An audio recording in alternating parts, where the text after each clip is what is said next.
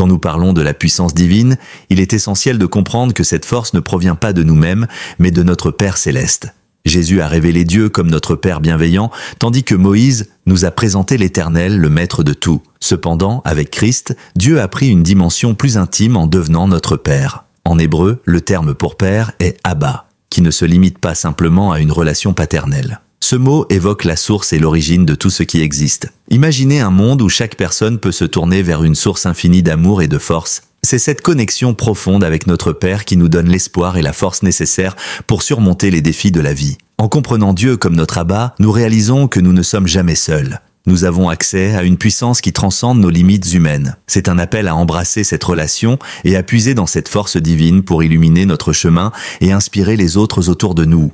Shalom chers auditeurs de l'émission Kanguka, mon nom est Chris Nkumana. Aujourd'hui nous allons donc commencer un nouvel enseignement que j'ai appelé le protocole céleste. Au ciel il y a un protocole. C'est un enseignement qui lorsqu'on l'entend, on peut penser que c'est pour les petits enfants, mais j'aimerais vous dire que nous lirons des paroles dans la Bible, des paroles qui nous montrent que nous avons besoin de comprendre qu'au ciel il y a un protocole. S'il y a un protocole, ça veut dire que toutes les choses n'arrivent pas comme on le veut. On doit suivre un certain protocole. Si tu souhaites voir un roi ou un dirigeant, ce n'est pas facilement que tu vas le voir. Ça veut dire qu'il y a un protocole à respecter pour pouvoir parler à un roi. Tu dois respecter un certain protocole. Tu vas devoir passer par la première étape, puis la deuxième étape, jusqu'à ce que tu puisses parvenir au roi. Un jour, Jésus était avec ses disciples. C'est dans Matthieu 14, verset 4, et il leur a dit, vous savez où je vais et vous en savez le chemin. Il est clair que Jésus était en train de leur parler du ciel. Thomas lui a dit, Seigneur, nous ne savons pas où tu vas. Comment pouvons-nous en savoir le chemin? Jésus lui a alors répondu ceci. Je suis le chemin, la vérité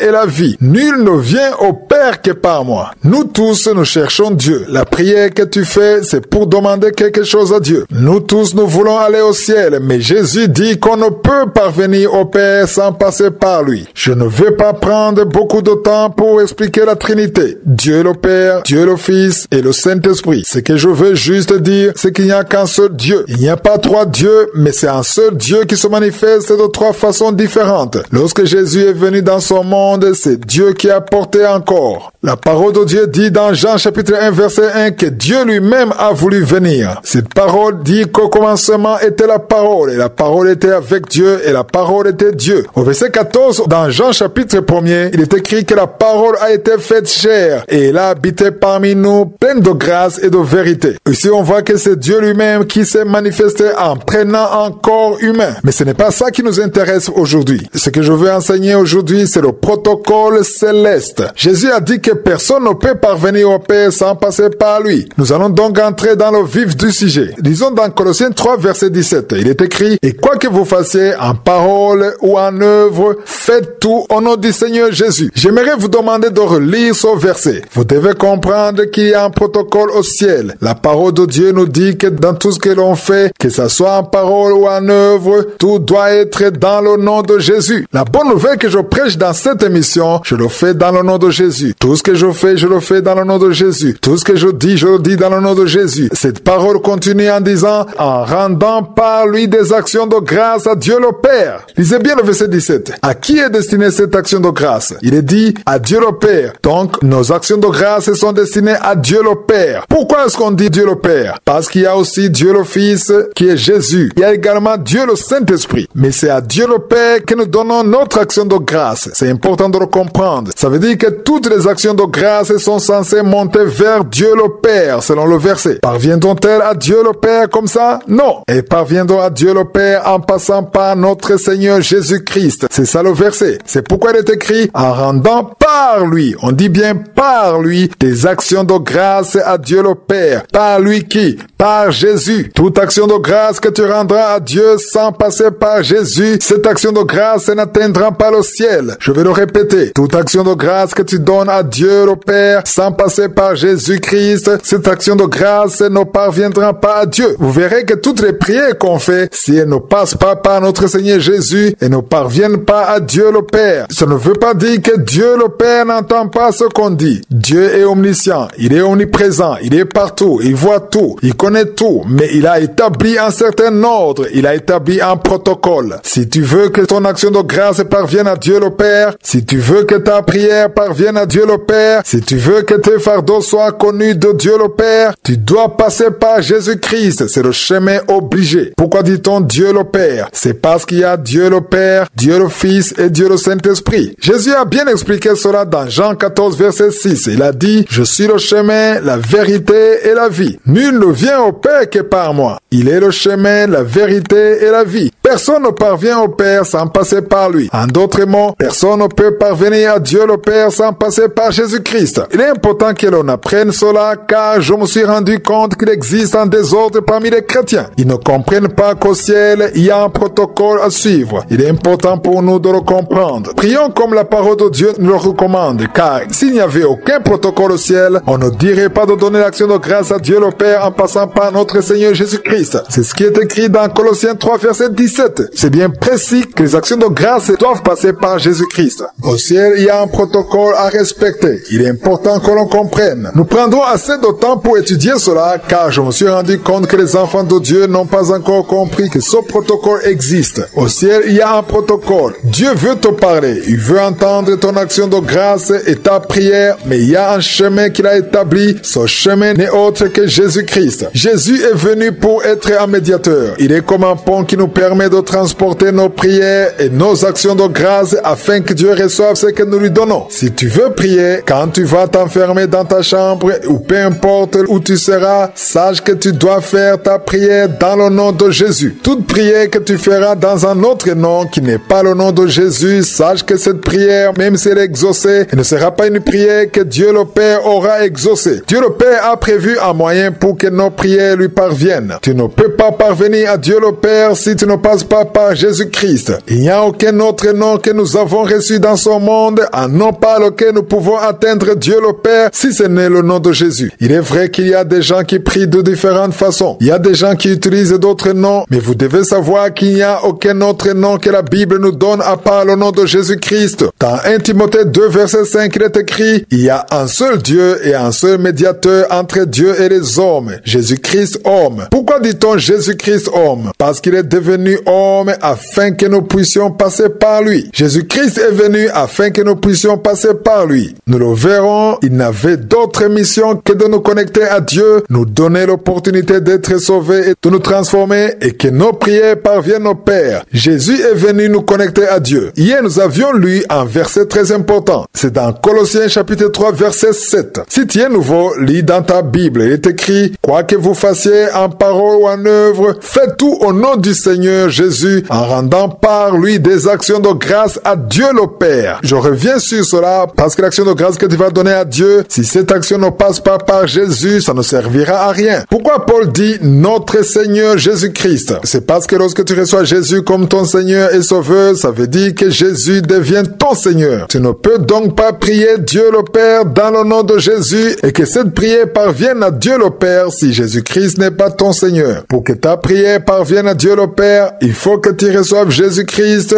que tu crois en lui comme ton Seigneur et ton Sauveur. S'il n'est pas ton Seigneur, ta prière n'aura pas de puissance. Tout ce que tu fais n'aura pas d'impact devant Dieu. Ça y aura un impact si Jésus est ton Seigneur et si tu crois en lui. Si tu crois en lui comme ton Seigneur, ta prière, ton action de grâce va parvenir à Dieu le Père car Jésus va la porter. Nous le verrons dans cet enseignement. C'est Jésus qui fait que cela arrive comme ça doit arriver. La parole de Dieu dit que nous ne savons pas comment prier, mais Jésus-Christ prie pour nous. Nous verrons ça aussi. Jésus-Christ prie pour nous. Il nous fortifie. Nous le verrons car j'ai appelé cet enseignement le protocole céleste. Je le dis car je me rappelle lorsque j'ai reçu le salut, je n'étais pas encore spirituellement mature et je me demandais quand est-ce que je devais parler à Dieu, quand est-ce que je devais parler à Jésus, quand est-ce que je devais parler au Saint-Esprit. J'avais une certaine confusion à ce sujet. Je me posais toujours des questions. Je ne savais pas quand je devais m'adresser au Saint-Esprit. Nous pouvons parler au Saint-Esprit. Nous pouvons parler à Jésus-Christ aussi. Mais dans la prière, dans l'action de grâce, nous devons nous adresser à Dieu le Père en passant par Jésus-Christ. Lisons dans Éphésiens chapitre 1 verset 3. Il est écrit: béni soit Dieu le Père de notre Seigneur Jésus-Christ qui nous a bénis de toutes sortes de bénédictions spirituelles dans les lieux célestes en Christ. Il existe certaines doctrines qui ne veulent même pas parler de Dieu et ne veulent pas prononcer le mot Dieu ou Père. Elles parlent simplement de Jésus. Je reconnais que Jésus est l'image de Dieu. C'est Dieu qui a été manifesté à travers Jésus. Je ne nie pas que Jésus est Dieu, mais dans toutes les lettres de Paul, il nous montre Jésus comme étant le Fils de Dieu et il parle de Dieu comme étant le Père de notre Seigneur. Ainsi, Jésus-Christ est notre Seigneur, tandis que Dieu est le Père de notre Seigneur. C'est pourquoi le verset 3 dit: béni soit Dieu, le Père de notre Seigneur Jésus-Christ, qui nous a bénis de toutes sortes de bénédictions spirituelles dans les lieux célestes en Christ. J'aimerais attirer votre attention sur cette partie: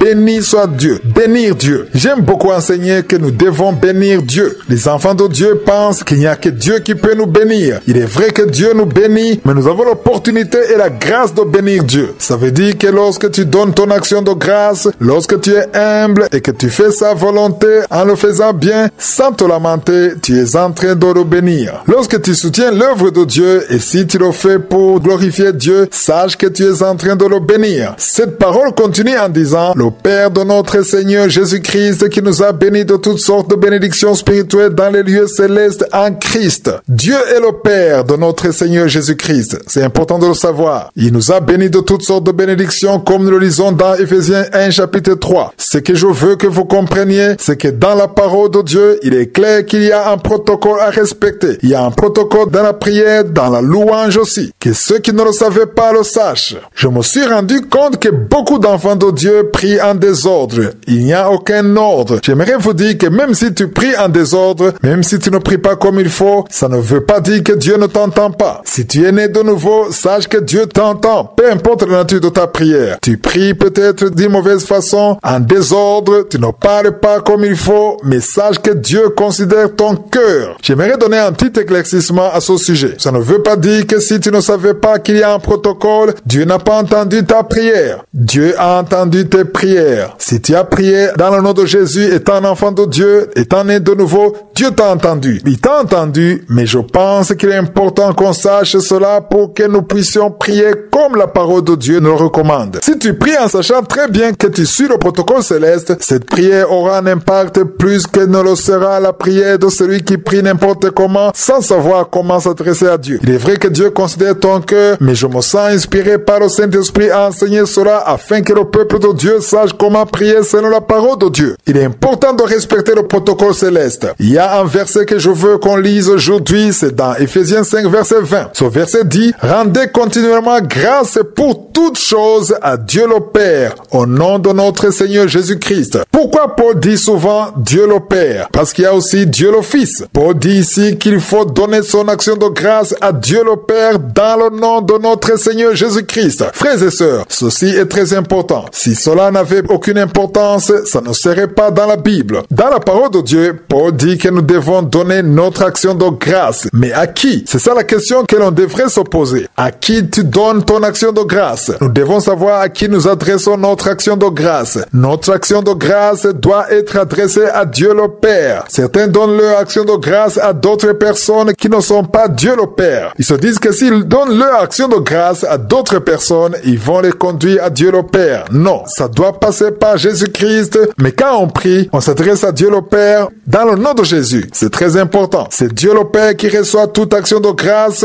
C'est lui qui reçoit nos prières. C'est lui qui exauce nos prières. Il est important de le comprendre. Tout ce que tu demandes, Dieu le Père l'entend et il le fera, mais il est dit dans la parole de Dieu que nous devons donner notre action de grâce tous les jours pour toutes choses. J'aimerais donner un bref éclaircissement à ce sujet. Il y en a qui disent que nous ne devons pas rendre grâce à Dieu pour toutes choses, mais que nous devons le faire en toutes choses. Ils disent que nous devons rendre grâce en toutes choses, mais pas pour toutes choses. Ici, on ne nous dit pas de rendre grâce à Dieu en toutes choses, mais pour toutes choses. Lisez bien le passage d'Éphésiens 5, verset 20. Ça veut dire qu'il faut rendre grâce à Dieu pour ce que tu as, pour ce qu'il a fait, et tu donnes cette action de grâce à Dieu le Père dans le nom de notre Seigneur Jésus-Christ. Dans quel nom tu pries? Certaines personnes suivent peut-être Kangoka et ils prient en d'autres noms. Ils passent par d'autres chemins. Ils ont d'autres noms à qui ils s'adressent. Quand tu pries, à qui est-ce que tu t'adresses? Est-ce que tu parles à Dieu le Père? Peut-être que tu t'adresses à Dieu le Père. En t'adressant à Dieu le Père, par qui tu passes? Qui est le chemin? Qui est le médiateur? Rappelez-vous, nous avons lu dans 1 Timothée 2, verset 5, qu'il n'y a pas un autre médiateur entre Dieu et les hommes si ce n'est Jésus-Christ. C'est pourquoi en priant, tu ne dois pas parler dans notre nom. Tu n'es pas censé t'adresser à une autre personne, que ce soit un saint ou une autre personne. Ne prie pas dans un autre nom, mais prie dans le nom de Jésus si tu veux que ta prière arrive à Dieu. C'est très important. Si tu le savais, ça serait bien. Par contre, si tu passais par d'autres noms, d'autres personnes, il faut que tu saches que le seul médiateur entre Dieu et les hommes, c'est Jésus-Christ. Il est important qu'on comprenne que la prière que l'on fait dans la sincérité, sans hypocrisie, dans le nom de Jésus, Dieu entend cette prière. Évidemment, si tu as reçu Jésus-Christ comme ton Seigneur et ton Sauveur. Je ne sais pas si vous avez remarqué que Paul dit souvent, au nom de notre Seigneur Jésus-Christ. Si tu pries dans le nom de Jésus, est-ce que Jésus est ton Seigneur? C'est ça la question que j'aimerais te poser. Dans certaines écritures, nous avons lu où Paul dit, faites tout au nom du Seigneur Jésus-Christ. Nous l'avons lu dans Colossiens chapitre 3 verset 17. Nous avons aussi lu dans Éphésiens 5 verset 20 où il est écrit, rendez continuellement grâce pour toutes choses à Dieu le Père au nom de notre Seigneur Jésus-Christ. Tous les versets que nous avons lus concernent ceux qui croient que Jésus-Christ est leur Seigneur. Est-ce que Jésus-Christ est ton Seigneur? Le plus important, ce n'est pas de le croire, mais le plus important, c'est de l'accepter dans ta vie. C'est pourquoi chaque vendredi, je vous dis que si vous voulez recevoir Jésus-Christ, vous devez appeler sur le numéro que je donne, car lorsque tu le reçois, il vient dans ta vie. Tu es pardonné et tu deviens un enfant de Dieu. Lorsque tu deviens un enfant de Dieu, Jésus-Christ devient ton Seigneur. C'est pourquoi il y a un protocole à respecter. Tu dois respecter ce protocole afin que Jésus soit ton Seigneur. Tu dois passer par Jésus-Christ. Fais tes prières dans le nom de Jésus. Il est important qu'on le comprenne et qu'on agisse selon la parole de Dieu. Tu peux me dire que Dieu te répond toujours alors que tu pries sans mettre en pratique ce protocole. Je veux te répondre que Dieu est miséricordieux. Dieu considère ton cœur. Mais si tu connais le principe, il faut agir selon la parole de Dieu car ça sera mieux. Hier, nous avons lu dans Éphésiens 5 verset 20. Nous avons vu qu'il n'y a aucun autre nom par lequel tu peux passer pour que Dieu t'entende. Cela ne concerne pas seulement la prière individuelle, mais aussi lorsque tu fais une prière avec les autres. Que vous soyez à 2 ou à 3 ou même tout en groupe, vous devez être au courant de ce protocole. Il y a une parole que Jésus a dite dans Matthieu 18 verset 19 à 20. Au verset 19, il a dit, je vous dis encore que si 2 d'entre vous s'accordent sur la terre pour demander une chose quelconque, et leur sera accordée par mon Père qui est dans les cieux. Au verset 20, il dit, là où 2 ou 3 sont assemblés à mon nom, je suis au milieu d'eux. Essayons de relier les versets 19 et 20. Si vous êtes 2 ou 3 et si vous vous réunissez dans le nom de Jésus pour la prière et pas dans un autre nom, mais dans le nom de Jésus, c'est sûr que Jésus sera au milieu de vous. Pourquoi au milieu de vous? Parce qu'il veut porter vos prières à Dieu le Père. C'est pourquoi il dit au verset 19, et leur sera accordé par mon Père qui est dans les cieux. Pourquoi? Parce que vous aurez prié dans le nom de Jésus, mais aussi parce que c'est lui qui rapporte les prières des enfants de Dieu. C'est quelque chose de très important que je veux qu'on comprenne. Il y en a qui disent que quand je prie pour les gens, ou même quand les autres serviteurs de Dieu prient pour les gens, quand ils prient pour les gens en disant « Jésus te guérit », ils disent que ce n'est pas correct. Ils disent que ce n'est pas Jésus qui guérit, mais que c'est Dieu qui guérit. J'aimerais vous montrer dans la parole de Dieu là où il est dit que Jésus guérit. Lisez dans Actes 9, verset 34, nous voyons Pierre guéri et né. Lorsque Pierre lui a dit qu'il est guéri, il ne lui a pas dit que Dieu le Père l'a guéri. Il ne lui a pas dit que c'est le Saint-Esprit qui l'a guéri. Il a juste dit, Jésus-Christ t'a guéri. Lisez ce verset dans vos Bibles. Il est écrit, est né. Jésus-Christ te guérit, lève-toi et arrange ton lit. Pierre avait tout compris. Il a prié dans le nom de Jésus. Il a prié pour qu'il soit guéri. Il a confessé sur lui la guérison dans le nom de Jésus et il lui a dit que Jésus-Christ l'a guéri. Ainsi, les gens qui disent que ce n'est pas Jésus-Christ qui guérit et que c'est Dieu le Père seulement qui guérit, ceci est très important pour montrer à ceux qui sont encore sceptiques, pour qu'ils comprennent que c'est Jésus-Christ qui guérit. C'est ici alors qu'il y a une autre confusion. Nous avons lu qu'il faut demander à Dieu le Père dans le nom de Jésus et Dieu va nous donner ce que nous lui avons demandé. Et je viens de dire que c'est Jésus qui guérit. Est-ce qu'il y a une contradiction? Non. Je vais essayer de vous expliquer comment ça marche. Pourquoi Pierre n'a pas dit que c'est Dieu le Père qui l'a guéri? Il a dit que c'est Jésus-Christ qui l'a guéri. Pourquoi il a dit ça? Pierre le savait très bien et ne s'est pas trompé. Il savait ce qu'il disait. baptisé. Il a dit à Aîné, Jésus-Christ guérit, car il savait comment ça fonctionne. Ils ont prié et la puissance de Dieu a passé par Jésus-Christ. C'est Jésus-Christ qui guérit et nous prions en son nom. Il y a une puissance qui vient du ciel et qui est manifestée à travers Jésus-Christ. Pourquoi Pierre a dit que c'est Jésus-Christ qui l'a guéri? Pour le comprendre, il faut lire les paroles que Jésus-Christ lui-même a prononcées dans Jean 14, verset 12. Il a dit, en vérité, je vous le dis, celui qui croit en moi fera aussi les œuvres que je fais et il en fera de plus grandes parce que je m'en vais au Père. Jésus est en train de parler de ce qu'il fera quand il sera retourné au ciel. Il parle de ce qui sera accompli quand il sera ressuscité et quand il sera au ciel assis à la droite du Père. Au verset 12, il dit, parce que je m'en vais au Père. Il ajoute au verset 13 en disant, et tout ce que vous demanderez en mon nom, je le ferai afin que le Père soit glorifié dans le Fils. J'ai entendu qu'il y a des gens qui disent qu'ils prient pour les autres et qu'ils font des miracles sans utiliser le nom de Jésus parce qu'ils ont reçu le pouvoir et qu'ils sont héritiers avec Jésus-Christ. La parole de Dieu dit que tout ce que l'on fait en parole ou en œuvre, on doit le faire dans le nom de Jésus. Jésus-Christ lui-même a dit que tout ce que nous demanderons en son nom, il le fera pour que Dieu le Père soit glorifié dans le Fils. Jésus fait des miracles afin que Dieu le Père soit glorifié en son Fils. Il est important que l'on comprenne pourquoi Jésus-Christ est venu et pourquoi tout est accompli dans le nom de Jésus. Dieu a voulu manifester sa bonté, sa puissance en passant par son Fils Jésus-Christ. C'est pourquoi dans tout ce que tu demandes,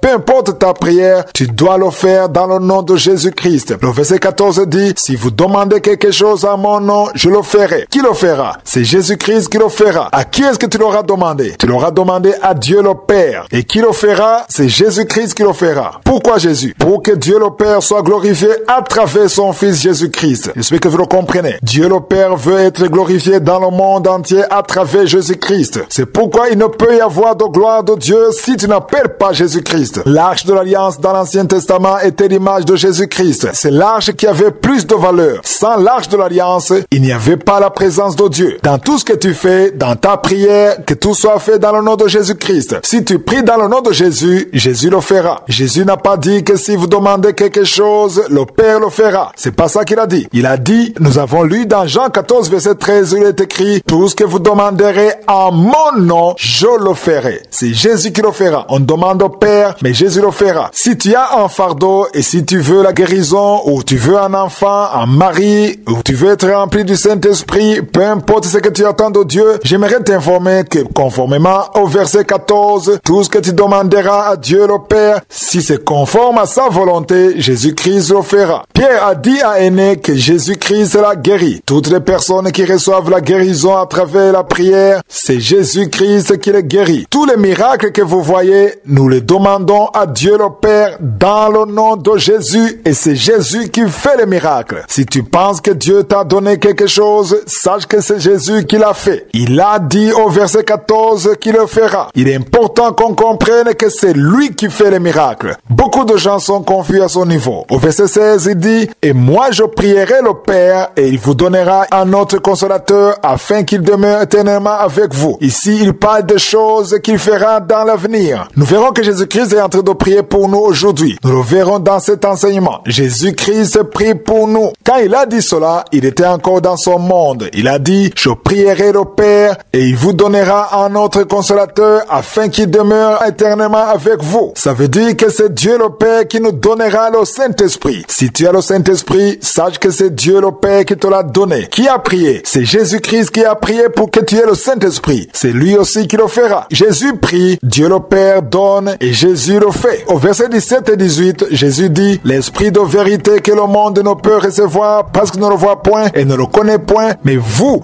le connaissez car il demeure avec vous et il sera en vous. Je ne vous laisserai pas orphelin, je viendrai à vous. Vous comprenez donc que par le Saint-Esprit, c'est Jésus-Christ qui prend une autre forme. Beaucoup de gens disent qu'ils prient dans le nom de Jésus, mais ils ne comprennent pas pourquoi ils doivent demander dans le nom de Jésus. Dans cet enseignement, nous comprendrons pourquoi nous prions dans le nom de Jésus. Lorsque tu rends grâce à Dieu, ta louange arrive à Dieu à travers le nom de Jésus. Cela donnera de la valeur à ton action de grâce et tu seras content de le faire. Lorsque tu pries dans le nom de Jésus, en comprenant très bien ce que tu fais, ta prière augmente ta foi. Beaucoup de gens le font sans le savoir, mais Jésus a bien expliqué dans Jean 14, verset 12, que celui qui croit en lui fera aussi les œuvres qu'il a faites et il en fera de plus grandes. Jésus disait cela joie en leur annonçant qu'il ira au ciel. Au verset 13, il dit, « Et tout ce que vous demanderez à mon nom, je le ferai afin que le Père soit glorifié dans le Fils. » Ça veut dire que tout ce que nous demandons, peu importe de quoi il s'agit, il faut le demander à Dieu dans le nom de Jésus. Qui va t'exaucer? C'est Dieu le Père qui va t'exaucer. Et qui va le faire? C'est Jésus qui va le faire. C'est ce qu'il vient de dire. Il a dit, afin que le Père soit glorifié dans le Fils. Ça veut dire que le Père veut se manifester à travers son Fils Jésus-Christ. Dieu le Père a mis toute sa gloire en Jésus-Christ. Jésus essayait toujours d'expliquer que lui et Dieu le Père sont un. Tout ce que Jésus a fait, c'est Dieu le Père qui l'accomplissait. Philippe lui a posé une question au verset 8 en disant, « Seigneur, montre-nous le Père et cela nous suffit. » Jésus lui a répondu ceci, « Il y a si longtemps que je suis avec vous et tu ne m'as pas connu. Philippe, celui qui m'a vu a vu le Père. Comment dis-tu, montre-nous le Père? » Au verset 9, il ajoute en disant, « Ne crois-tu pas que je suis dans le Père et que le Père est en moi? Les paroles que je vous dis, je ne les dis pas de moi-même, et le Père qui demeure en moi, c'est lui qui fait les œuvres. » Comprenez-vous ces paroles? Au verset 10, il dit, « Croyez-moi, je suis dans le Père et le Père est en moi. Croyez du moins à cause de ses œuvres. » En d'autres mots, tout ce que Jésus a pu faire, c'est Dieu qui le faisait en passant par lui. Ceci donne la confusion à certains d'entre vous, mais nous devons comprendre qu'au ciel, il y a un protocole. Nous demandons à Dieu le Père dans le nom de Jésus. En d'autres mots, c'est Jésus qui fait que notre prière est exaucée. Toute action de grâce doit être faite dans le nom de Jésus. Pourquoi dans le nom de Jésus? Parce que tu n'es pas autorisé à entrer seul sans la couverture de Jésus. C'est Jésus qui te justifie. Tu ne peux pas entrer devant le trône de Dieu le Père sans passer par le nom de Jésus. Hier, j'étais en train de vous montrer le verset 16. Il dit, « Et moi je prierai le Père, et il vous donnera un autre consolateur, afin qu'il demeure éternellement avec vous. » Le verset 17, dans le même chapitre 14, dit, « L'Esprit de vérité que le monde ne peut recevoir, parce qu'il ne le voit point et ne le connaît point, mais vous, vous le connaissez, car il demeure avec vous, et il sera en vous. » Jésus était en train de leur dire que quand il ira au ciel, il leur enverra un consolateur. Rappelez-vous, le jour où il est monté au ciel, ils sont allés dans la chambre haute pour jeûner et prier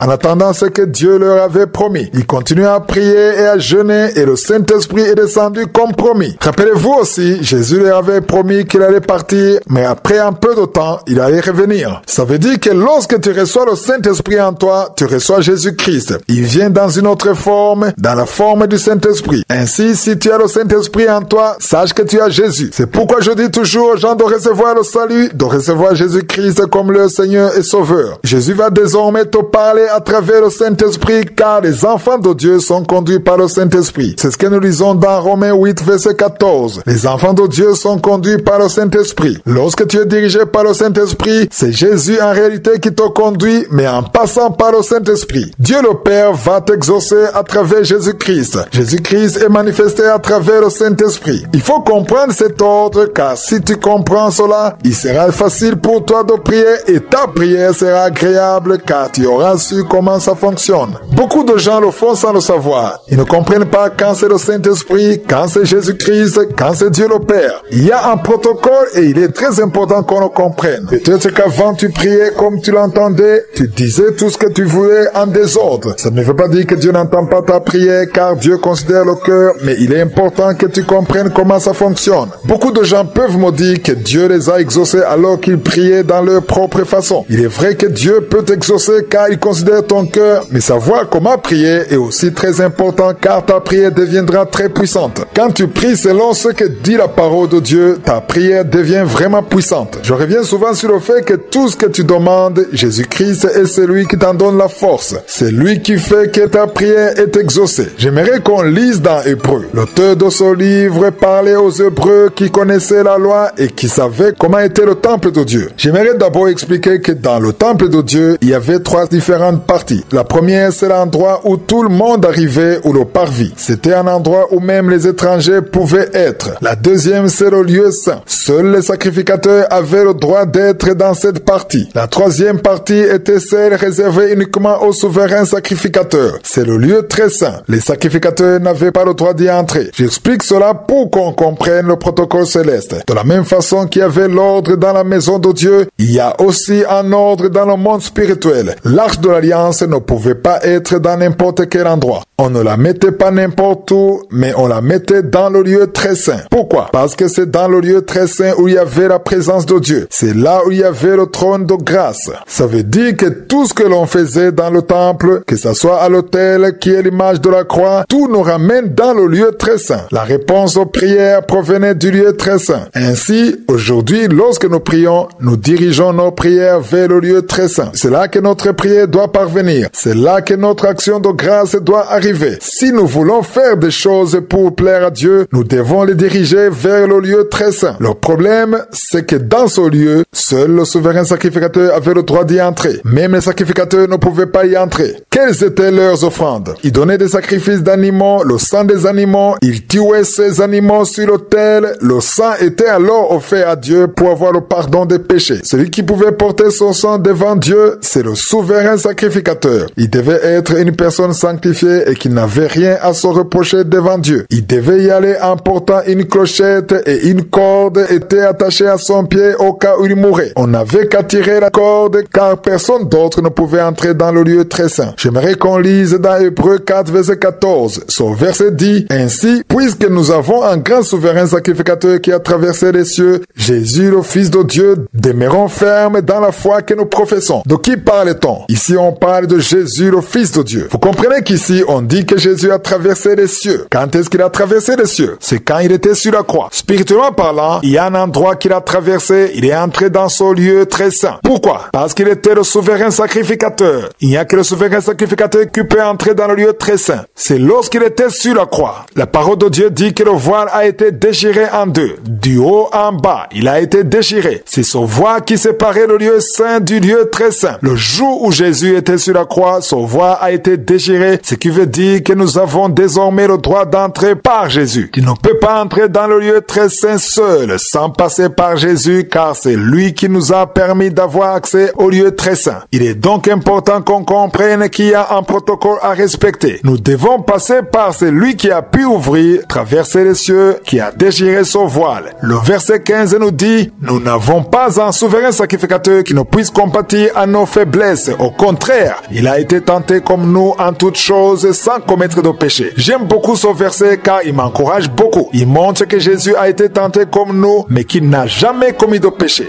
Quand on parle de sacrificateurs, tu peux penser qu'on parle des pasteurs, des évangélistes ou des enseignants de la parole de Dieu. Mais j'aimerais vous expliquer ce qu'est réellement un sacrificateur. Un sacrificateur, c'est quelqu'un qui a reçu Jésus-Christ, qu'il a reçu comme son Seigneur et son Sauveur. Si Jésus est devenu ton Seigneur et ton Sauveur, et si tu as reçu le salut et le pardon de tes péchés, la parole de Dieu dit que tu es un sacrificateur. Je le dis car c'est ce qui est écrit dans Apocalypse chapitre 1 verset 6. Ce verset dit: et qui a fait de nous un royaume des sacrificateurs pour Dieu son Père. À lui soit la gloire et la puissance au siècle des siècles. Amen. J'aime beaucoup ce passage qui dit que Jésus a fait de nous un royaume des sacrificateurs pour Dieu son Père. Quand est-ce que Jésus fait de toi un sacrificateur? C'est lorsque tu le reçois comme ton Seigneur et Sauveur. C'est lorsque tu te répands et que tu le reçois. Tu deviens ainsi un sacrificateur. Certains d'entre vous ne comprennent pas pourquoi nous devons nous réjouir d'être des sacrificateurs. C'est un privilège d'être un sacrificateur. Si tu es un sacrificateur, ça veut dire qu'il y a une connexion que tu as avec Jésus-Christ, car Jésus n'est pas un sacrificateur, mais il est le souverain sacrificateur. Les offrandes que le peuple de Dieu apportait dans la maison de Dieu, elles étaient tous données au souverain sacrificateur par les sacrificateurs. Ainsi, toi qui es sauvé, toi qui as reçu Jésus, tu as le droit de donner ton action de grâce, ton offrande ou ta prière à Dieu le Père en passant par Jésus-Christ qui est le souverain sacrificateur. Ça veut dire qu'en Jésus-Christ, tu peux entrer dans le lieu très saint en passant par lui. Ceci est impossible pour quelqu'un qui n'a pas encore reçu Jésus-Christ dans sa vie. C'est impossible. Lorsque tu as reçu Jésus-Christ dans ta vie, tu as le droit d'être en contact avec Dieu le Père en passant par lui. Hier, en terminant, je vous ai dit qu'il y a un verset que j'aime beaucoup et c'est Hébreux 4 verset 15. J'aime beaucoup ce verset car il dit: nous n'avons pas un souverain sacrificateur qui ne puisse compatir à nos faiblesses.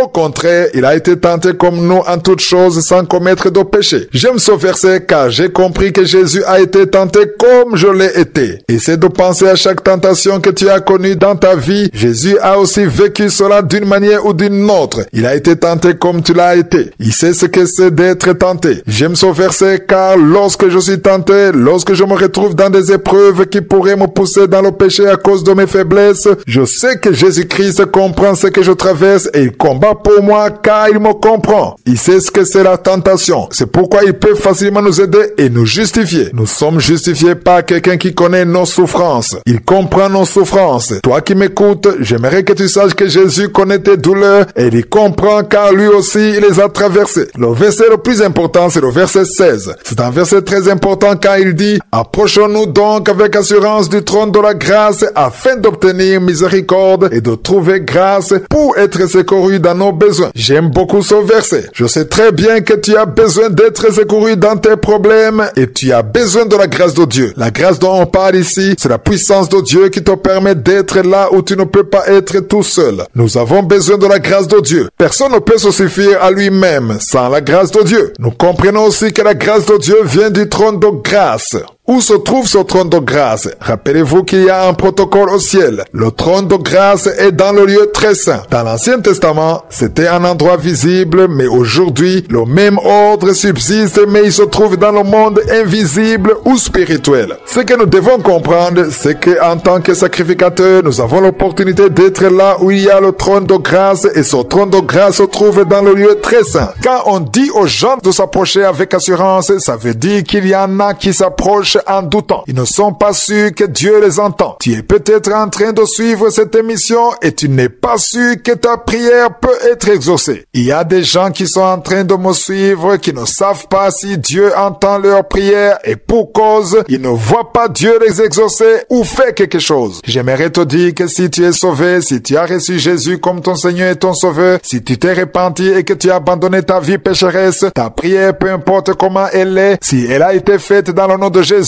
Dieu le Père l'entend. Mais comme nous l'avons lu, il faut prier avec assurance, sans doute et sans crainte. Malheureusement, beaucoup de gens ont peur. Ils ont des doutes. Pourquoi est-ce que tu doutes? Va dans la présence de Dieu tout en étant sûr que Dieu t'entend. Il y a des voix de Satan qui peuvent t'accuser en te disant que Dieu ne t'entend pas à cause de tes faiblesses. Nous avons lu que Jésus-Christ a aussi été tenté. Ça veut dire qu'il comprend tes faiblesses. Il peut aussi t'aider à t'en sortir. C'est pourquoi tu ne dois plus douter ou accepter une voix qui t'accuse. Si tu sens qu'il y a un péché qui t'accuse, confesse-le devant Dieu, demande la force d'abandonner ton péché, Dieu te donnera la force. Mais nous devons comprendre que le verset 16 dans Hébreux 4 nous appelle à nous approcher de Dieu avec assurance sans crainte. Approchons-nous du trône de la grâce. Nous avons besoin du trône de la grâce, chers frères et sœurs. Le trône de la grâce nous aide en quoi? Le trône de la grâce nous permet d'avoir la miséricorde. Comment auras-tu cette miséricorde? Même si tu as commis des péchés, quand tu pries dans le nom de Jésus, Dieu le Père ne voit plus tes péchés car tu es couvert, tu es caché par le sang de Jésus. Ceci devient possible lorsque tu viens devant le trône de la grâce en étant dans l'assurance sans avoir peur. Ce trône de grâce te permettra d'avoir la miséricorde. Après avoir obtenu la miséricorde, ta prière sera exaucée. Après avoir obtenu la miséricorde, tu auras la grâce d'être secouru dans tes besoins, dans ce qui te manque. Il sera difficile que tu sois secouru si tu es encore un pécheur, si Dieu te voit encore dans tes péchés. Ce qui est une bonne chose dans le fait de prier dans le nom de Jésus, dans le fait de s'humilier devant Dieu dans le nom de Jésus, c'est que Dieu ne voit plus tes faiblesses, il ne voit plus tes péchés, il voit juste Jésus en toi. Il est important que les gens le comprennent car certains ne comprennent pas pourquoi nous prions dans le nom de Jésus, pourquoi nous croyons en Jésus-Christ. Ce qu'ils ne comprennent pas, c'est que Jésus fait de nous des justes, nous fait ressembler à ceux qui n'ont jamais commis de péché. Jésus-Christ efface nos péchés. Il nous donne l'image de ceux qui font la volonté de je suis, car comme nous le verrons, Jésus nous justifie. Il prie pour nous. Il intercède pour nous. Il fait en sorte que nous soyons acceptés. Il n'y a rien de merveilleux que d'entendre que tu es accepté alors que tu ne le mérites pas. Tu ne le mérites pas car tu n'es pas juste. Tu es justifié par Jésus. Il y a des choses que tu fais qui ne plaisent pas à Dieu, mais parce que tu pries dans le nom de Jésus, parce que tu es couvert par le sang de Jésus, tu obtiens la miséricorde. Cette miséricorde te donne le secours dans tes besoins. Est-ce que tu as besoin d'être secouru dans tes besoins? C'est simple. Approche-toi du trône de la grâce sans crainte, avec assurance dans la foi. Tu Tu as juste besoin de la foi. Ne te condamne plus. Si tu as reçu Jésus-Christ comme ton Seigneur et ton Sauveur, si tu l'as accepté pour qu'il soit ton Seigneur, tu n'as plus besoin de te condamner. Crois juste qu'il va te justifier. Quand il t'aura justifié, tu seras pardonné et tu auras la grâce qui te permet d'être secouru dans tes besoins. Beaucoup de gens brûlent les étapes et passent directement à leurs besoins en oubliant le protocole céleste. Au ciel, il y a un protocole. Avant de parler de tes problèmes, commence par être sûr que Jésus-Christ est ton Seigneur. C'est ça la première chose. La deuxième chose, c'est qu'il faut être sûr que rien ne t'accuse. Tout ce que tu dis, sache que Dieu t'entend. Et si tu sais qu'il t'entend, tu as l'opportunité d'avoir la grâce de Dieu et d'être secouru dans tes besoins. Il y a quelqu'un qui se demande peut-être comment on s'approche de Dieu. Dans l'Ancien Testament, pour s'approcher de Dieu, les sacrificateurs allaient dans le temple de Dieu et ils entraient dans le lieu saint en donnant leur sacrifice au souverain sacrificateur. Celui-ci avait le droit d'entrer dans le lieu très saint pour offrir leurs offrandes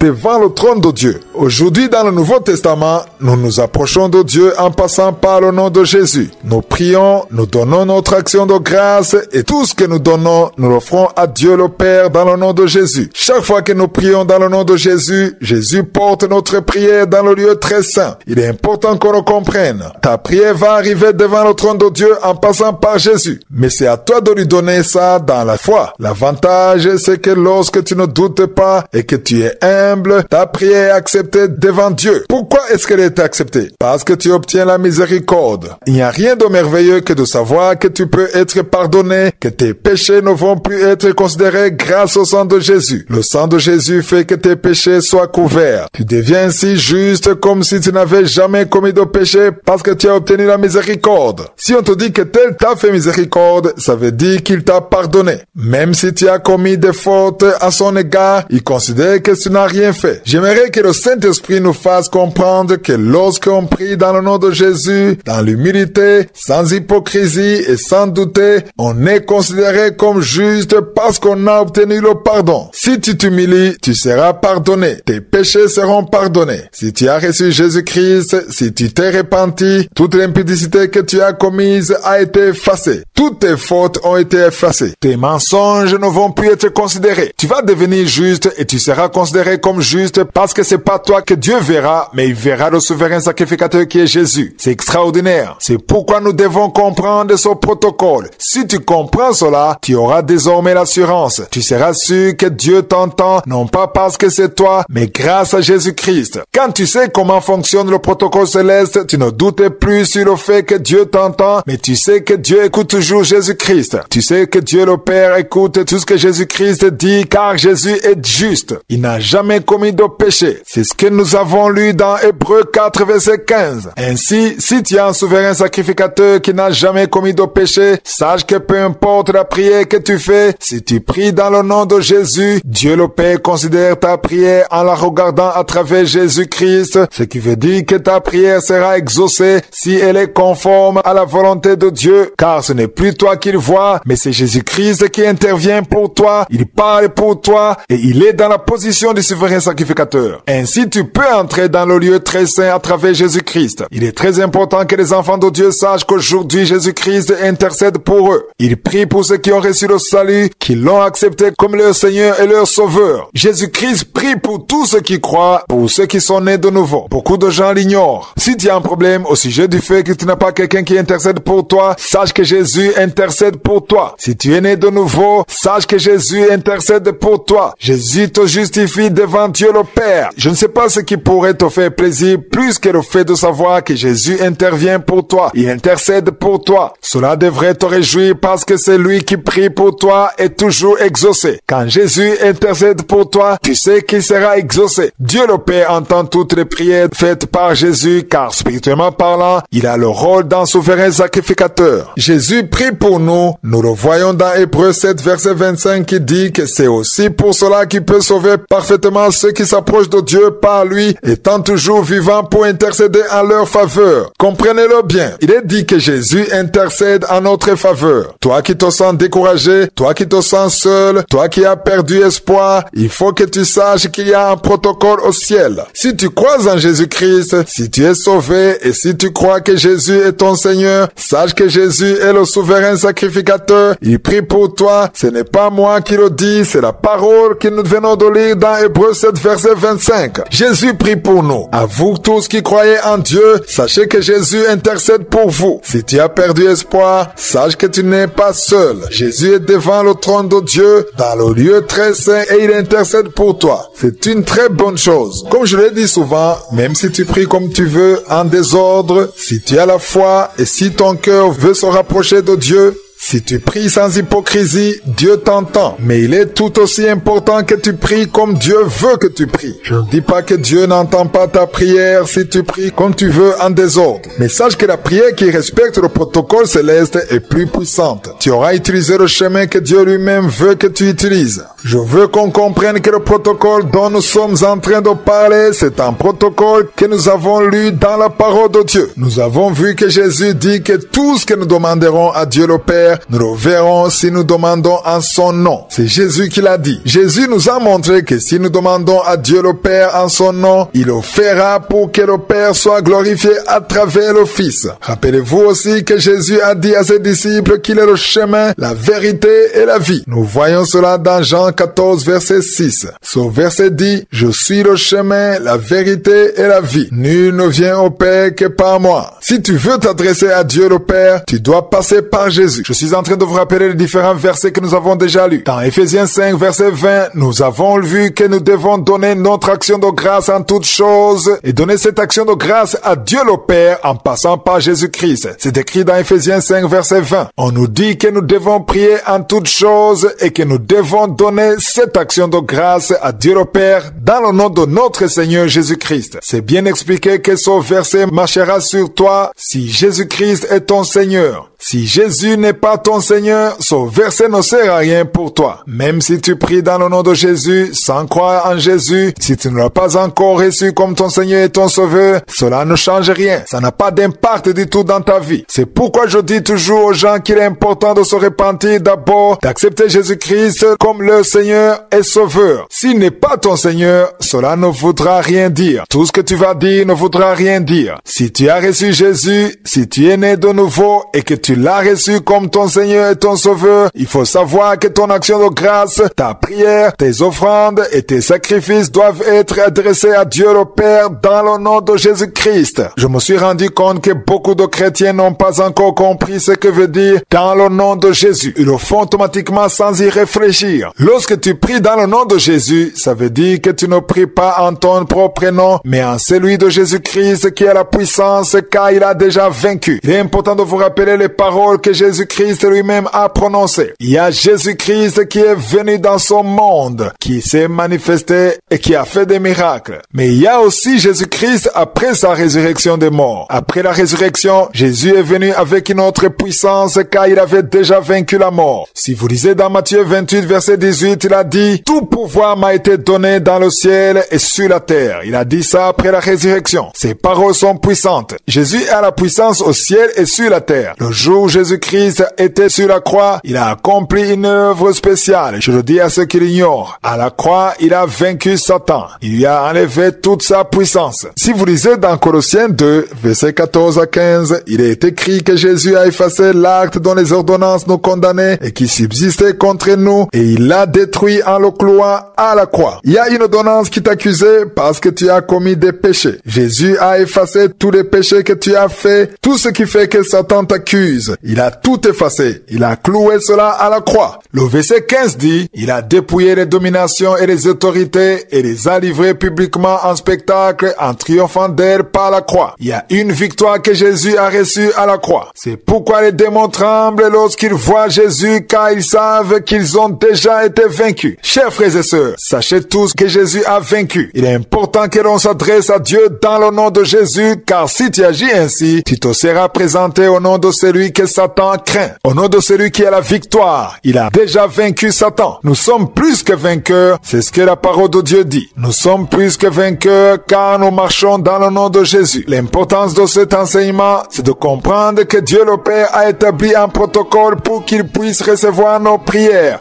nos actions de grâce. Même notre relation avec lui est possible à travers le nom de Jésus. Dans 1 Timothée 2, verset 5, ce verset dit qu'il y a un seul Dieu et aussi un seul médiateur entre Dieu et les hommes, Jésus-Christ homme. Je le répète, il n'y a aucun autre nom par lequel nous pouvons passer, que ce soit les anges, les saints, peu importe le nom. Si tu passes par un autre nom qui n'est pas Jésus, tu as raté le chemin. Si tu pries en passant par une autre personne qui n'est pas Jésus, tu fais fausse route. Dieu ne t'entend pas. Dieu n'entend qu'un seul nom et c'est le nom de Jésus-Christ. Je vais demander à ceux qui prient dans le nom de Jésus ou qui prient pour les autres dans le nom de Jésus, qui imposent les mains aux malades dans le nom de Jésus, de comprendre que le nom de Jésus ne doit pas être prononcé à la légère. Vous ne devez pas en parler comme si c'était juste une formule. Le nom de Jésus est puissant car lorsque tu parles du nom de Jésus, les démons entendent, les démons tremblent devant le nom de Jésus car la parole de Dieu dit que tous les genoux fléchissent devant le nom de Jésus. Rien ne peut se mettre devant le nom de Jésus. C'est pourquoi nous devons comprendre que lorsque nous prions, il y a une puissance qui est manifestée. Lorsque tu pries Dieu le Père dans le nom de Jésus, il y a quelque chose qui se passe car la parole de Dieu nous montre que Jésus-Christ prie pour nous. Il intercède pour nous. Nous avons lu que Jésus est le souverain sacrificateur. Je vous ai expliqué ce que veut dire le souverain sacrificateur. Nous avons vu la différence entre le souverain sacrificateur et le simple sacrificateur. Dans l'Ancien Testament, il y avait de simples sacrificateurs, les sacrificateurs ordinaires ainsi qu'un souverain sacrificateur. C'est bien expliqué dans le livre des Hébreux. Les sacrificateurs étaient dans le lieu saint, mais il y avait un autre endroit qu'on appelle le lieu très saint. Le parvis était un endroit où tout le monde pouvait entrer. Ensuite, il y a le lieu saint. Seuls les sacrificateurs avaient le droit d'accéder à cet endroit. Ensuite, il y avait le lieu très saint. Seul le souverain sacrificateur avait le droit d'entrer dans cet endroit. Dans ce lieu très saint, il y avait un rideau qui devait s'ouvrir pour que le souverain sacrificateur puisse entrer. Il ne devait entrer qu'une fois par an. Il ne pouvait pas y aller n'importe quand. Quand il entrait dans le lieu très saint, il devait apporter les sacrifices ou les offrandes offertes par les sacrificateurs et c'est le peuple de Dieu qui donnait ces offrandes aux sacrificateurs. Le peuple d'Israël apportait des offrandes et ce sont les sacrificateurs qui devaient les apporter au souverain sacrificateur. C'est lui seul qui était autorisé à entrer là où il y avait l'arche de l'alliance, c'est-à-dire dans le lieu très saint. Si le souverain sacrificateur n'entrait pas dans le lieu très saint, il ne pouvait y avoir de pardon des péchés. Aujourd'hui, le seul souverain sacrificateur que nous avons, c'est Jésus-Christ. La parole de Dieu nous dit que Jésus-Christ prie pour nous. Nous le voyons dans Hébreux 7, verset 25. Si vous lisez dans Hébreux 7, verset 23, on nous dit qu'il y a eu des sacrificateurs en grand nombre parce que la mort les empêchait d'être permanents. Chaque sacrificateur, que ce soit le souverain sacrificateur ou un simple sacrificateur, il finissait par vieillir puis mourir. Au verset 24, on nous dit que lui, parce qu'il demeure éternellement, possède un sacerdoce qui n'est pas transmissible. Personne ne va le remplacer. Depuis que Jésus est devenu le souverain sacrificateur, jusqu'aujourd'hui, il est toujours un souverain sacrificateur. C'est ce que je veux qu'on comprenne. Les sacrificateurs qui ont existé avant, comme Élie et les autres, ils ont été remplacés. Samuel a été remplacé. Élie a été remplacé. Mais Jésus ne sera jamais remplacé. C'est ce qu'on nous explique ici. Jésus-Christ est là éternellement. Personne ne pourra le remplacer. Le verset 25 dit que c'est aussi pour cela qu'il peut sauver parfaitement ceux qui s'approchent de Dieu par lui, étant toujours vivant pour intercéder en leur faveur. Frères et sœurs, ce sont des paroles puissantes. Ce sont des paroles qui donnent de l'espoir. Ce sont des paroles agréables à entendre. Jésus-Christ est devant le trône de Dieu. Il prie, il intercède pour toi. Toi qui es né de nouveau, il intercède pour toi. Je parle à ceux qui sont nés de nouveau, ceux qui sont sauvés. Jésus prie pour ceux qui sont nés de nouveau. Il prie pour ceux qui ont cru en lui. Il prie pour ceux qui l'ont reçu comme leur Seigneur et Sauveur. Toi qui m'écoutes,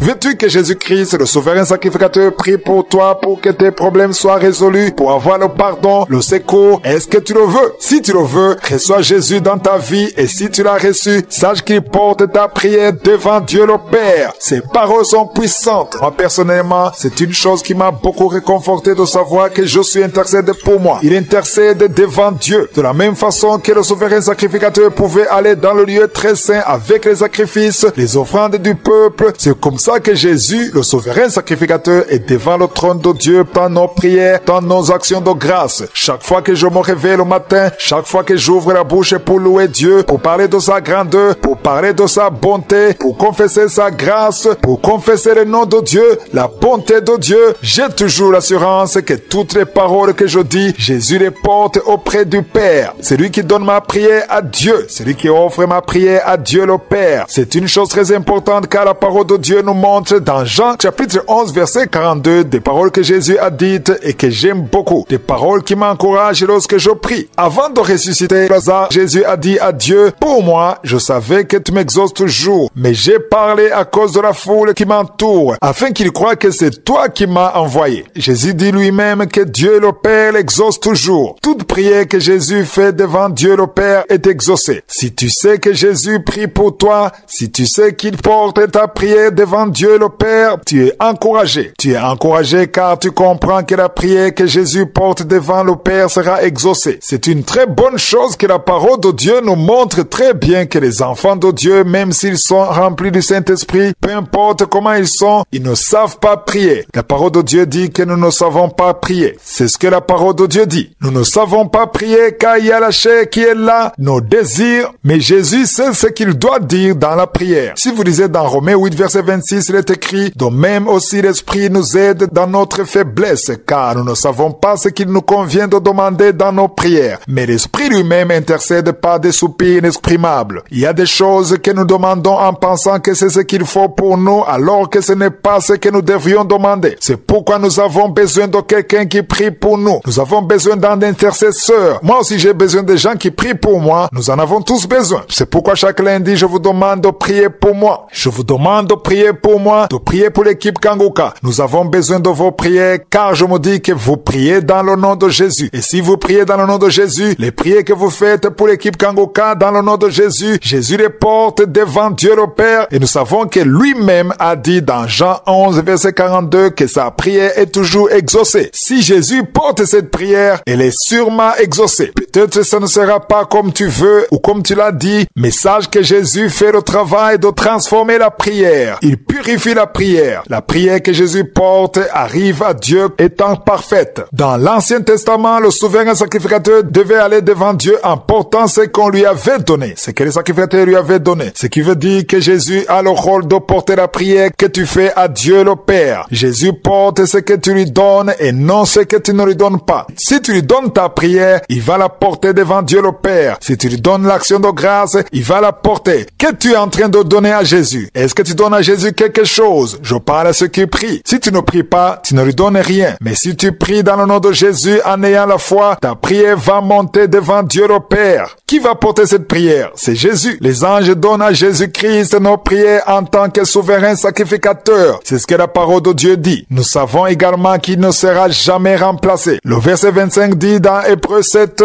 c'est aussi pour cela qu'il peut sauver parfaitement ceux qui s'approchent de Dieu par lui, étant toujours vivant pour intercéder en leur faveur. Jésus prie pour tous ceux qui s'approchent de Dieu par lui. Par qui tu passes? Y aurait-il un nom que tu invoques dans ta prière? Y aurait-il un autre nom en qui tu crois qui peut t'aider pour que ta prière parvienne à Dieu? S'il y a un autre nom, tu fais fausse route. Je le répète, s'il y a un autre nom que tu invoques afin que ta prière arrive jusqu'à Dieu, tu fais fausse route. Dans la parole de Dieu, on nous donne un seul nom par lequel nous pouvons passer, et c'est le nom de Jésus-Christ qui peut faire en sorte que ta prière arrive devant Dieu le Père. Il est aussi important que tu comprennes qu'entre toi et Dieu le Père, il n'y a aucun autre médiateur. Il n'y a aucun autre nom qui peut être entre toi et le Père, comme il n'y a pas un autre nom qui peut être entre toi et Jésus. Tu as juste besoin de prier Dieu le Père en passant par Jésus. Il n'y a qu'un seul nom qui compte. Tu n'as besoin que de ce seul nom. C'est le nom de Jésus. Il est important qu'on le comprenne. Marchons selon la parole de Dieu. Aujourd'hui, il y a des gens qui font des choses dont la Bible ne parle pas. Restons dans la parole de Dieu, car dans Actes 4, verset 12, il est écrit qu'il n'y a sous le ciel aucun autre nom qui ait été donné parmi les hommes par lequel nous devions être sauvés. Et c'est le nom de Jésus. Il n'y a aucun autre nom par lequel nous pouvons passer pour parvenir à Dieu le Père, à part le nom de Jésus. Je le dis parce qu'il y a certains de mes auditeurs qui ont d'autres noms par lesquels ils passent. Ils se disent que s'ils prononcent ces noms dans les prières, leurs prières seront exaucées. Non,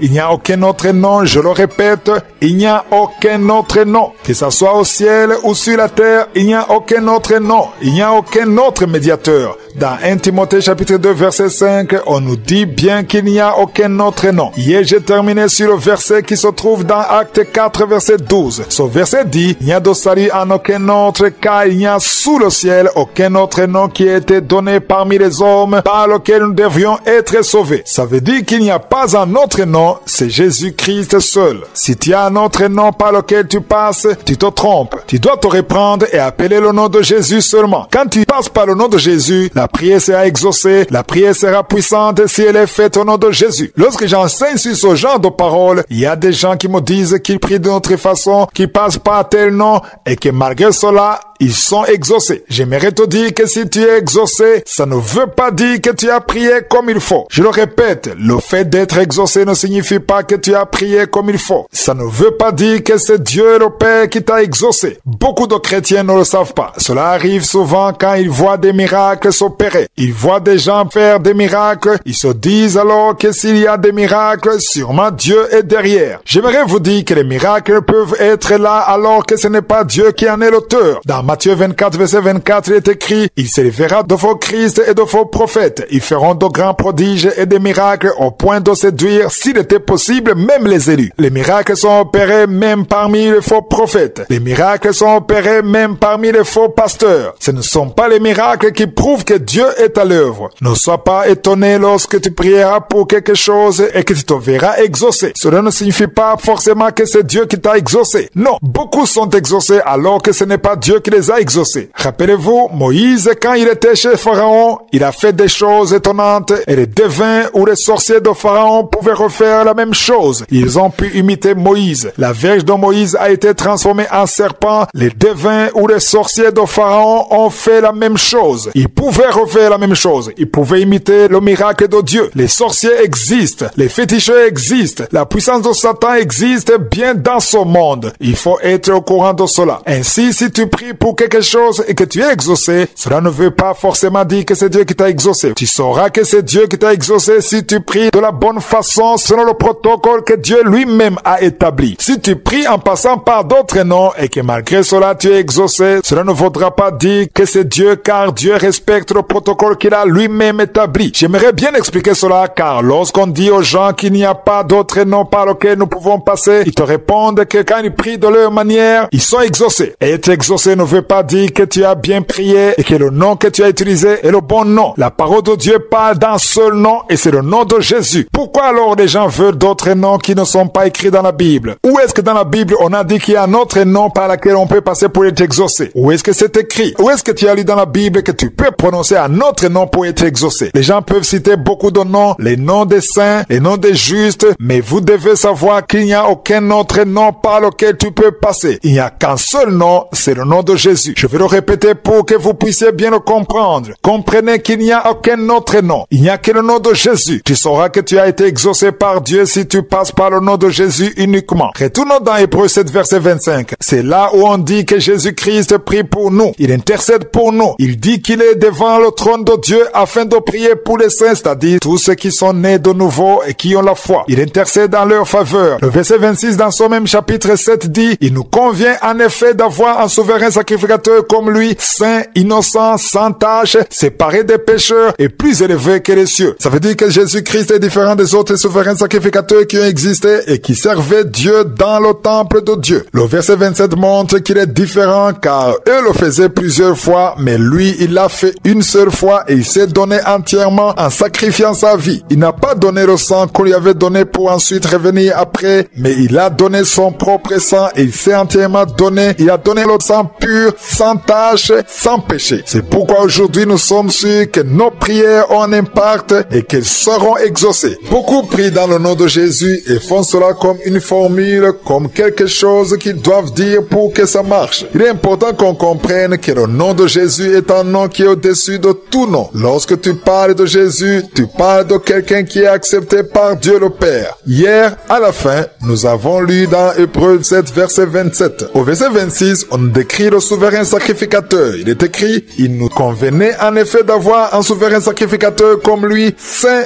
innocent, sans tache, séparé des pécheurs et plus élevé que les cieux. Jésus-Christ est le seul que Dieu le Père écoute, car il n'a jamais commis de péché. Dieu est saint et il est important qu'on le comprenne. Dieu est saint et ne supporte pas le péché. S'il y a une chose que Dieu déteste, c'est le péché. Je répète souvent dans cette émission que Dieu ne déteste pas les pécheurs, mais il déteste le péché. Le péché va te séparer de Dieu. S'il y a un péché qui est dans ta vie, Dieu ne peut pas t'écouter à cause de son péché. Les péchés nous empêchent d'être exaucés. Les péchés nous empêchent de nous rapprocher de Dieu. Les péchés font que nos actions de grâce n'arrivent pas à son trône. Tu peux prier et toutes les paroles que tu dis deviennent sans effet à cause de tes péchés. Tu peux me dire que tu es déjà repenti pour tes péchés, mais en toi, il y a de mauvaises pensées qui sont dans ton cœur. Tout ça te sépare de Dieu. Jésus-Christ a donné son sang, un sang pur, sans tache. C'est ce sang-là qui nous couvre. Nous sommes couverts par le sang de Jésus et c'est ce qui fait que Dieu nous accepte dans nos prières parce que nous venons dans le nom de Jésus. Lorsque nous venons à lui dans le nom de Jésus, Dieu le Père nous regarde, il voit le sang de Jésus à travers nous. Ce qui veut dire qu'il nous considère comme si c'était Jésus lui-même qui était devant lui. Il nous écoute comme s'il écoutait Jésus lui-même. Lorsque nous venons à Dieu dans le nom de Jésus, la valeur que Dieu nous accorde est la même que celle qu'il accorde à Jésus. C'est une grâce exceptionnelle. Vous allez remarquer qu'un ambassadeur, lorsqu'il visite un pays, est envoyé par le président de son pays. Le président de son pays l'accueille avec honneur. Il y a une correspondance qu'il a avec lui. On appelle ça une lettre de créance. C'est une lettre qu'il reçoit de son président pour la donner au président du pays qu'il visite. Cette lettre de créance montre que son président lui donne autorité pour le représenter. Il est donc honoré comme si c'était le président en personne. C'est pourquoi parfois il y a des gens qui cherchent refuge dans des ambassades. Ils trouvent refuge là-bas et l'armée de leur pays ne peut même pas entrer au sein de l'ambassade car entrer à l'intérieur serait comme entrer dans un autre pays. On l'entend souvent dans les informations. Des personnalités importantes trouvent souvent refuge dans des grandes ambassades comme les États-Unis ou la France. Si tu te réfugies dans l'ambassade de la France ou des États-Unis par exemple, les militaires de ton pays ont souvent peur d'entrer à l'intérieur de l'ambassade pour te chercher car entrer dans l'ambassade avec les armes signifierait que c'est un acte de guerre. De la même façon, lorsque tu pries dans le nom de Jésus, ta prière est puissante car tu as la puissance de Jésus avec toi. Satan et les démons ont peur de voir quelqu'un qui prie dans le nom de Jésus car ce n'est plus toi qui es visible mais c'est Jésus. Au ciel, Jésus le Père donne une grande valeur à cette prière car il voit Jésus et nous savons que Jésus est accepté devant lui. Jésus est accepté par le ciel. Jésus est exaucé tout le temps car si tu pries au nom de Jésus, Dieu le Père ne verra plus tes péchés. Il verra le sang pur, sans tache, le sang de Jésus. Il verra la justice de Jésus, l'innocence de Jésus, la pureté de Jésus, la perfection de Jésus. Il verra tout le bien qui se trouve en Jésus parce que tu es venu en son nom. C'est important de prier au nom de Jésus. Pourquoi Dieu voit toutes ces choses? Parce que quand tu pries dans le nom de Jésus, Jésus prie pour toi. Il intercède pour toi. Il prend ta prière et la fait monter à Dieu le Père. En d'autres mots, Jésus présente une prière juste sans tâche. Il enlève toutes les choses qui ne sont pas bonnes. C'est comme un filtre. La prière est filtrée et elle arrive devant Dieu étant parfaite parce que c'est Jésus qui l'a fait monter et l'a présenté à Dieu le Père. Tout ce que l'on fait, que ce soit en parole ou en œuvre, tout doit être fait dans le nom de notre Seigneur Jésus-Christ en rendant par lui des actions de grâce à Dieu le Père. Je ne sais pas si vous comprenez qu'il y a une raison pour laquelle il est écrit qu'il faut donner l'action de grâce à Dieu le Père. Il est important qu'on sache cela. Dieu le Père doit avoir l'action de grâce. Nous l'avons lu plusieurs fois. Toute action de grâce doit monter à Dieu le Père. Toute prière doit monter à Dieu le Père. Mais cela doit passer par notre Seigneur Jésus-Christ. Ce n'est pas par n'importe qui, mais c'est à travers Jésus-Christ notre Seigneur. Si c'est ton Seigneur, alors tu dois passer par lui, c'est-à-dire par Jésus. Pourquoi? Parce que c'est Jésus-Christ qui est accepté par Dieu le Père. C'est lui que Dieu exauce. C'est lui que Dieu le Père écoute. Il n'y a personne d'autre que Dieu écoute. À vous tous qui me suivez, si Dieu vous entend, il vous entend parce que vous priez dans le nom de Jésus. Si tu ne pries pas dans le nom de Jésus, Dieu ne t'entend pas. Dieu n'entend pas ta prière dans ce cas. Même si tu es exaucé, tu es peut-être en train d'être exaucé d'une autre façon, mais ce n'est pas Dieu le Père qui t'exauce. Dieu le Père exauce la prière qui est faite dans le nom de Jésus-Christ uniquement. Même ceux qui ne croient pas en Jésus peuvent être exaucés. Ce n'est pas l'exaucement qui confirme que tu es dans la bonne voie. Avoir ce que tu as demandé ne signifie pas que c'est Dieu le Père qui t'a exaucé. Dieu le Père a un protocole. Nous ne pouvons pas passer par un autre nom pour adresser à Dieu le le Père nos prières. Il n'y a aucun autre nom, que ce soit le nom de ceux qui sont morts ou ceux qui sont encore en vie. Il n'y a aucun autre nom par lequel nous pouvons passer pour adresser notre prière. Si nous voulons des choses qui viennent de Dieu, nous devons passer par le nom de Jésus. C'est le chemin obligé. Vendredi passé, je vous ai parlé des choses très importantes. Je vous ai montré pourquoi nous devons passer par le nom de Jésus. Jésus-Christ est accepté. Il n'a pas commis de péché. Il est sans tache. Il est pur. Jésus est juste. Il est exaucé. Toute prière que tu fais dans le nom de Jésus, cette prière est puissante. Jésus est exaucé par le ciel. Dieu le Père l'exauce. La parole de Dieu dit qu'il vivra éternellement. Il est donc important que tu comprennes que lorsque tu pries, il y a des choses qui ne sont pas convenables que tu peux demander. Nous avons lu dans Romains 8, verset 26, que nous ne savons pas ce qu'il convient de demander dans nos prières. Ainsi, comme nous ne le savons pas, il y a quelqu'un qui sait plus que nous ce que nous voulons, et c'est Jésus-Christ. Quand tu pries, les paroles que tu prononces, même s'il y a des erreurs, même si tu te trompes, ou que tu pries en étant emporté par tes émotions ou ta chair, Jésus enlève tout ce qui est imparfait. Il enlève tout, et c'est comme si ta prière est filtrée. Le filtre est là pour mettre à part ce qui est imparfait. Ainsi, la prière arrive devant Dieu étant pure, parfaite, sans tâche, parce qu'elle est passée par Jésus. Tout ça parce que tu as prié dans le nom de Jésus. L'importance de prier dans le nom de Jésus, c'est avoir cette garantie que Dieu le Père reçoit cette prière. Lorsque je prie dans le nom de Jésus, je sais que même si je me trompe, même si je dis des choses qui ne sont pas correctes, je sais que ma prière va arriver devant Dieu le Père étant parfaite, parce que c'est Jésus qui va la porter devant lui, devant Dieu le Père. Toute prière que Jésus porte devant Dieu le Père arrive étant parfaite. Il n'y a rien que Jésus demande à Dieu le Père et que Dieu le Père ne l'exauce pas. C'est impossible. Il y a un autre verset très important que je donne souvent dans cette émission. C'est 1 Jean chapitre 5 verset 14. La première lettre de Jean au chapitre 5 verset 14. Ce verset dit: nous avons auprès de lui cette assurance que si nous demandons quelque chose selon sa volonté, il nous écoute. Le verset 15 dit: et si nous savons qu'il nous écoute, quelque chose que nous demandions, nous savons que nous possédons la chose que nous lui avons demandé. Ici, nous voyons une condition. Cette condition, c'est que ce que tu demandes dans le nom de Jésus doit être conforme à la volonté de Dieu le Père. Dieu le Père a sa volonté, il a des projets, il a un plan. C'est pourquoi la devise de Kanguka dit que nous devons accepter la volonté de Dieu même lorsqu'elle est différente de la nôtre. Ainsi, avant de prier dans le nom de Jésus, il faut te préparer à accepter la volonté de Dieu. Il y a des choses que tu veux, des choses que tu veux voir, mais qui sont contraires au plan de Dieu, qui sont contraires à la volonté de Dieu. C'est pourquoi il faut prier dans le nom de Jésus en t'attendant à recevoir ce que Jésus veut. Verset 14 dans 1 Jean chapitre 5 dit: nous avons auprès de lui cette assurance que si nous demandons quelque chose selon sa volonté, il nous écoute. Écoutez bien, quand on dit que Dieu nous écoute, ça veut dire qu'il nous écoute parce que nous avons demandé des choses qui sont conformes à sa volonté. En d'autres mots, quand tu pries en demandant à Dieu des choses qui sont contraires à sa volonté, il t'entend mais il n'écoute pas. Cette prière n'a aucun impact et n'est pas exaucée car Dieu le Père a déjà achevé toutes ses œuvres. La parole de Dieu vient de nous dire qu'il nous écoute. Ça veut dire qu'il y a une puissance qui est manifestée lorsque tu pries dans le nom de Jésus. Tu dois toujours savoir que lorsque tu mets en pratique le protocole céleste, tu mets en pratique la volonté de Dieu. L'avantage de prier dans le nom de Jésus, c'est que Jésus enlève toutes tes prières, tout ce qui n'est pas conforme à la volonté de Dieu. C'est ça l'avantage de prier dans le nom de Jésus. Le rôle de Jésus, c'est de porter nos prières. Tout ce que tu dis, tout ce qui sort de ta bouche, Jésus le porte devant Dieu, mais il ne l'offre pas comme tu le lui as présenté. Il enlève toutes les imperfections, tout ce qui n'est pas conforme à la volonté de Dieu, tout ce qui est contraire au plan de Dieu. Il enlève tout ce qui est mauvais et il confie à Dieu rien que de bonnes choses. Une prière parfaite,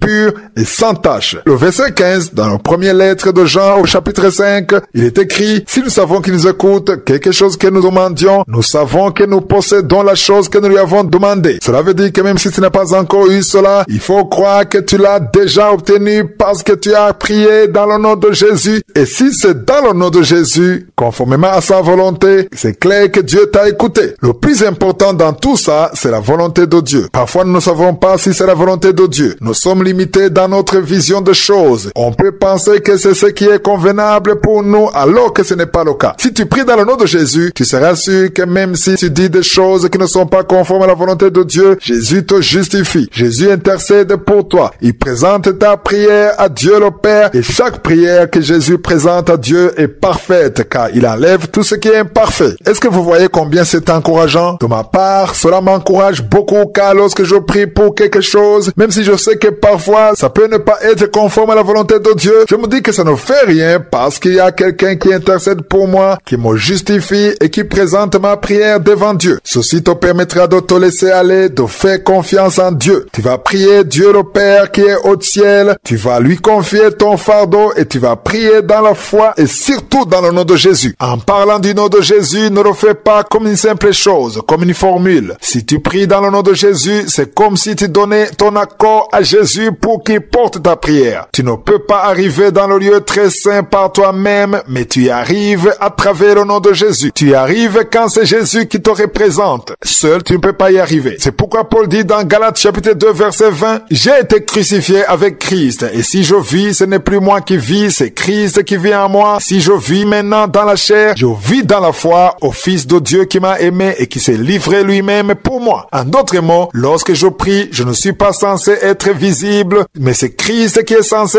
être visible. Ainsi, lorsque tu pries dans le nom de Jésus, tu es humble. C'est comme si tu disais que tes propres mots n'ont pas de valeur et que tu donnes le contrôle à Jésus de prendre toute la prière et de la donner à Dieu le Père. C'est Jésus qui intercède pour toi et qui te justifie. C'est très encourageant de savoir que Jésus intercède pour nous, de savoir que Jésus fait parvenir nos prières à Dieu le Père, nos actions de grâce, nos offrandes et nos sacrifices à Dieu le Père. La question qu'on me pose souvent sur le fait de ne pas être exaucé est la suivante. Pourquoi la réponse tarde à arriver? J'aimerais te dire pourquoi la réponse tarde à arriver. La première raison, c'est que Dieu peut avoir besoin de te préparer d'abord. C'est ça la première raison. Dieu veut te préparer. La deuxième raison, c'est que Dieu peut aussi vouloir préparer ce que tu demandes afin que tu obtiennes cela comme il le veut. La deuxième raison donc, c'est la préparation. La troisième raison, c'est que Dieu vous prépare tous les deux. Toi et cette bénédiction que tu attends. Il te prépare et il prépare la bénédiction. Il faut comprendre que Dieu peut te donner des choses que tu es incapable de supporter. Ainsi, si ce sont des choses trop lourdes ou trop grandes à gérer, il faut d'abord que tu sois préparé avant d'avoir cela. Au moment où Dieu te prépare, il prépare aussi la bénédiction. Comment le fait-il? Il le fait à travers ta prière. Lorsque tu pries, il est important de savoir que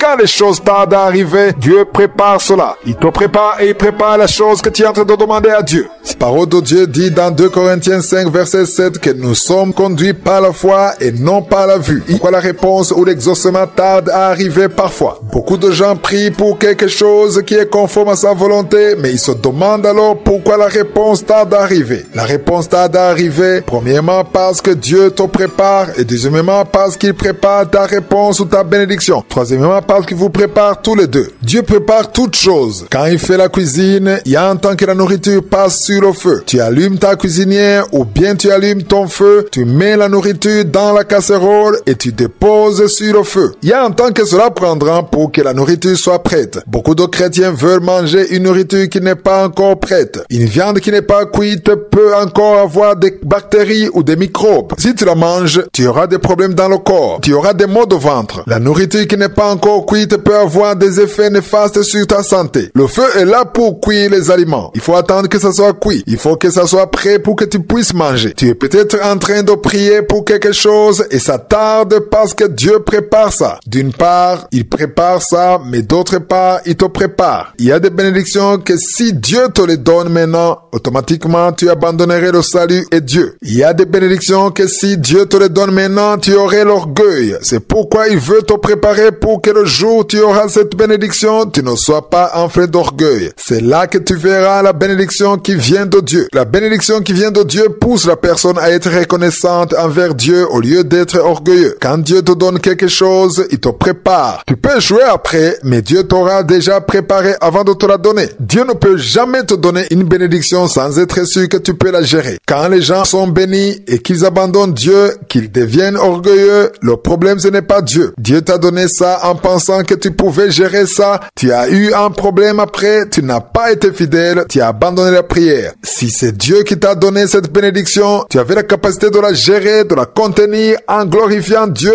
et sans orgueil. Tu peux me demander pourquoi les serviteurs de Dieu ou les enfants de Dieu, lorsqu'ils obtiennent la bénédiction, ils commencent à être orgueilleux. Qu'est-ce qui se passe-t-il? C'est simple. C'est parce que Satan est rusé. Il sait que lorsque tu ne pries pas, tu deviens faible. Que ceux qui ne le savaient pas le sachent. Satan connaît très bien les paroles écrites dans Matthieu 26, 40, 41. Satan connaît très bien ce passage. Il sait très bien que lorsque tu ne pries pas, lorsque tu ne veilles pas, tu deviens faible dans la chair. L'esprit est bien disposé, mais la chair est faible. Puisqu'il sait que la chair est faible, il va t'empêcher de prier. Jésus nous a dit de veiller et de prier afin de ne pas tomber dans la tentation. Quand tu es orgueilleux, ça veut dire que tu es tombé dans la tentation. Les gens qui reçoivent la bénédiction et qui abandonnent Dieu, qui abandonnent la prière, qui deviennent orgueilleux, ils sont tombés dans le piège de Satan. Quand Dieu t'a donné la bénédiction, il t'avait donné le nécessaire pour que tu ne tombes pas dans la tentation, pour que tu ne sois pas orgueilleux. Tu as le nécessaire en toi. Où est le problème? Le problème, c'est que tu as abandonné la prière. Quelqu'un qui prie tous les jours a la victoire. Il y a des gens qui obtiennent la bénédiction et qui, malgré cela, continuent d'être simples et humbles. Ils ne deviennent pas orgueilleux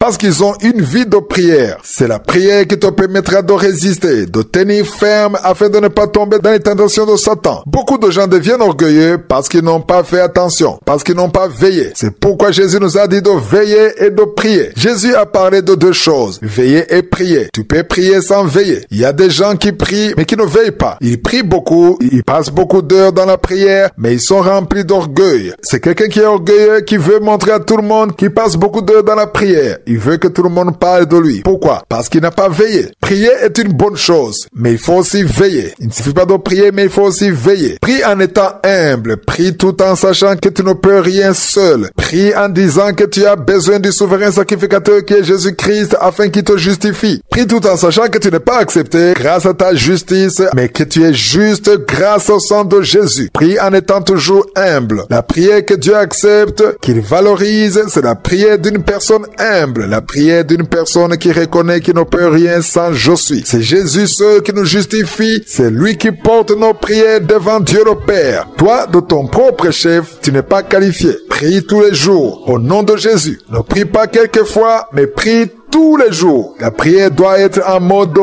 vie pour ne pas tomber dans les tentations. Il est important qu'on comprenne que nos prières, nos actions de grâce doivent être adressées à Dieu le Père. Il y a une question que les gens se posent souvent. À qui on s'adresse dans la prière? J'ai déjà entendu qu'il y a des gens qui remercient les anges. Nous ne sommes pas censés dire merci aux anges car les anges sont ordonnés de faire ce qu'ils font. La parole de Dieu dit que nous sommes conduits par le Saint-Esprit. C'est lui qui nous dirige. C'est lui qui donne des ordres aux anges. Nous pouvons parler au Saint-Esprit. La parole de Dieu nous dit de ne pas attrister le Saint-Esprit. Tu peux parler au Saint-Esprit, tu peux parler à Jésus-Christ. Cependant, il faut comprendre que la prière doit être adressée à Dieu le Père. Il est important qu'on comprenne que c'est à Dieu le Père que la prière doit être adressée à travers notre Seigneur Jésus-Christ. Jésus est le chemin, il est la vérité. Il n'y a aucun autre chemin par lequel on peut passer, que ce soit pour la prière, pour le salut, pour le secours. Tout doit être fait dans le nom de Jésus. Il y a un verset que j'aime beaucoup, c'est dans Hébreux 13, verset 15. J'aime beaucoup parler de ce verset car il a changé ma vie en 2009. Je reviens sur cela souvent car le jour où j'ai compris ce verset, ma vie a été transformée. Elle a été transformée le jour où j'ai compris qu'on doit rendre grâce à Dieu tous les jours en confessant la grandeur de Dieu. Ce verset commence en disant, par lui, offrons sans cesse à Dieu un sacrifice de louange, c'est-à-dire au fruit des lèvres qui confessent son nom. C'est une chose très importante de comprendre que lorsque tu rends grâce à Dieu, lorsque tu parles du nom de Dieu, tout cela est destiné à Dieu le Père à travers Jésus-Christ. Il n'y a aucun autre chemin par lequel tu peux passer pour que ton action de grâce soit reçue favorablement du ciel. Tu dois passer par Jésus-Christ. J'aime beaucoup ce verset car il a transformé ma vie. Avant, je pouvais me lasser de rendre grâce à Dieu car parfois je me disais que je ne l'ai pas fait comme je devais ou je pensais que rien ne s'était passé parce que je n'avais rien senti. Mais après avoir eu cette révélation, je sais que ce n'est pas moi qui fais parvenir mon action de grâce à Dieu le Père, mais c'est Jésus-Christ. Cette action de grâce arrive devant Dieu étant parfaite, pourvu que ce soit à travers Jésus. Peut-être que tu ne sais pas bien parler, peut-être que tu ne sais pas bien aligner les mots, tu ne sais pas comment dire les mots touchants, mais peu importe la nature de ta prière, si tu es sincère, si tu n'es pas hypocrite, si tu sens qu'en toi tu es en train de louer Dieu, même si tu n'arrives pas à bien aligner les mots, même si tu ne sais pas bien parler, sache que Jésus Jésus-Christ va porter ta prière. Il fera parvenir au Père une prière droite,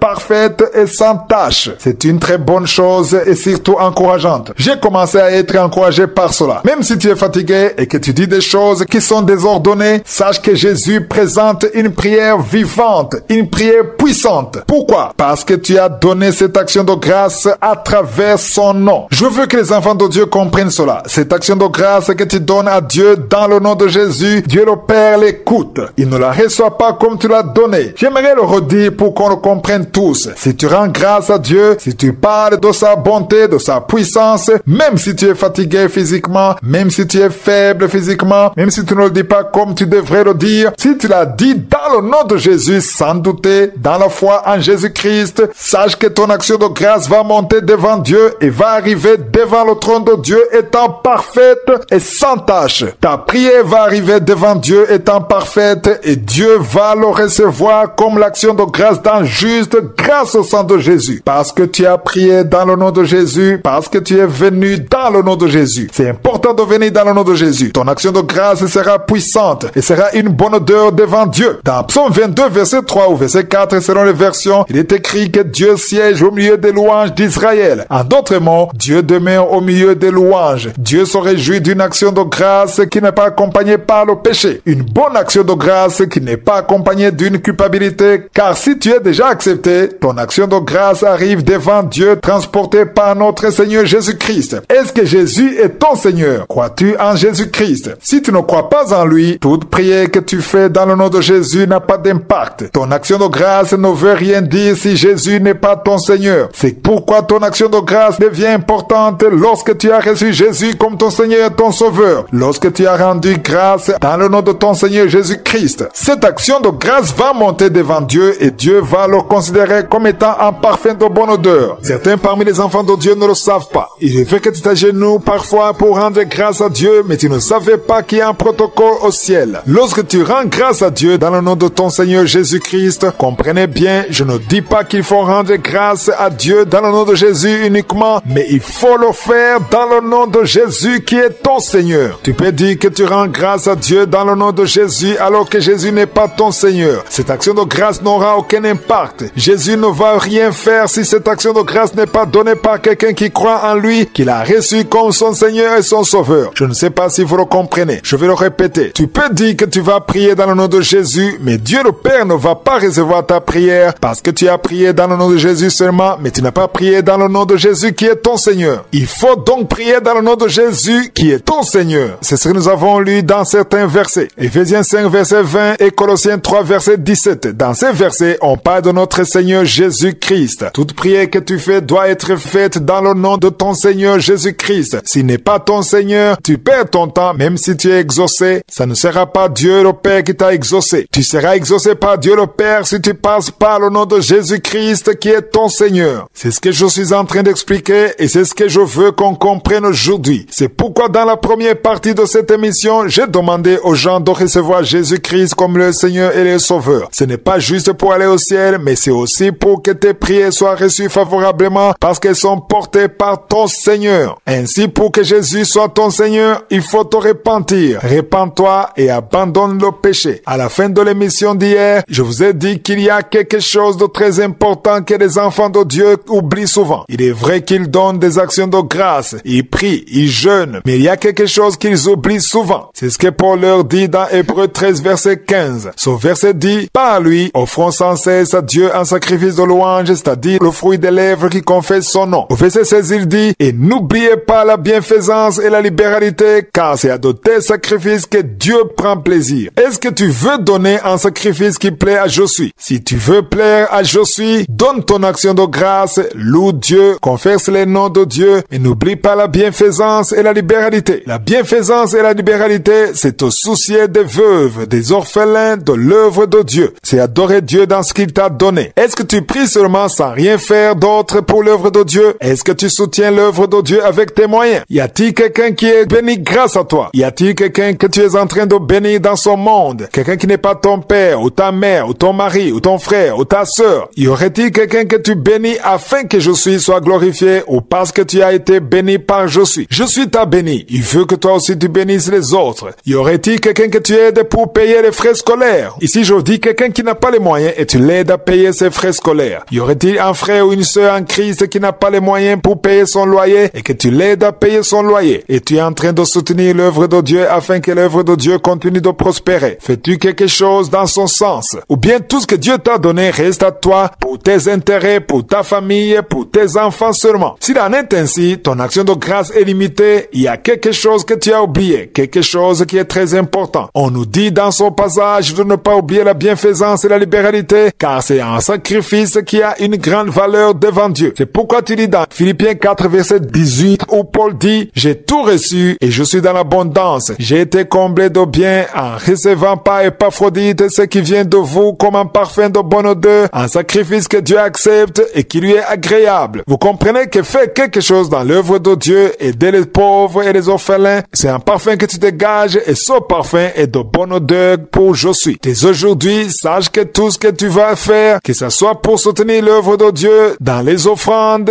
dans l'aide aux veuves et aux orphelins, sache que tu dois tout faire dans le nom de notre Seigneur Jésus-Christ. Cela demande d'abord qu'il soit ton Seigneur pour que ta prière soit exaucée, pour que ton action de grâce arrive devant Dieu le Père et pour que Jésus porte ta prière devant Dieu le Père, ainsi que tout ce que tu vas faire comme offrande, comme bienfaisance et comme libéralité. Jésus va porter tout ça, il va te justifier devant Dieu le Père. J'espère que cet enseignement vous a aidé. Si tu as été béni, partage cet enseignement avec quelqu'un d'autre. Si tu souhaites tous un bon week-end, à lundi si je suis le vœu.